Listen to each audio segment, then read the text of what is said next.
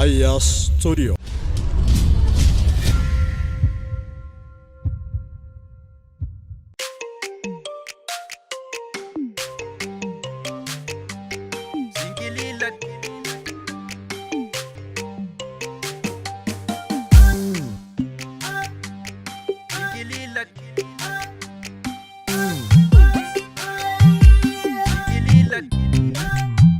Singili lakaka singili singili lakaka singili idili sinkabu idiri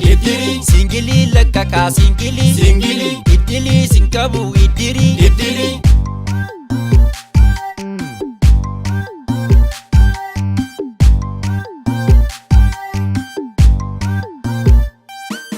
Jalalento makani lili fo adi jalatti zilzili Cireshe ganama firfiri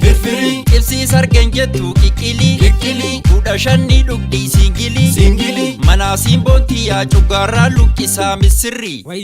Laqanni ishee guyyaa qilximi Gurgisi lamarraan qixximi Achuma machoofte illimi Ani durba jettee dingili Achuma nan qabee kifili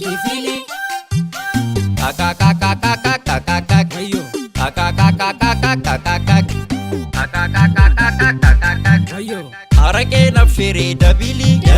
Nyaatan eebbifamtee digiri Namaata san qabdu fikiri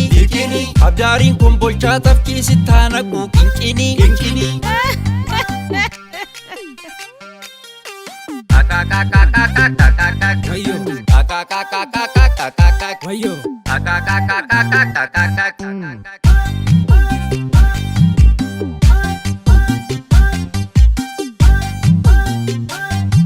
Sabbataan jalqabee dawwalu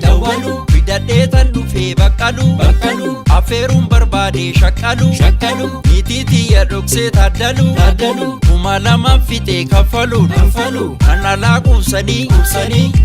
Kan manaa baddalu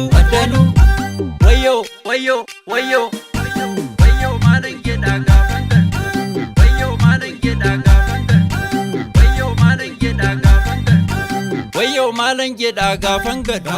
Wayyoo maalan jedhaa gaafan gad Wayyoo maalan jedhaa gaafan gad Wayyoo maalan jedhaa gaafan gad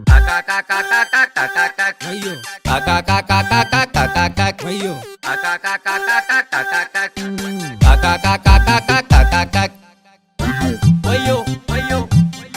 Wayyoo maalan jedhaa gaafan gad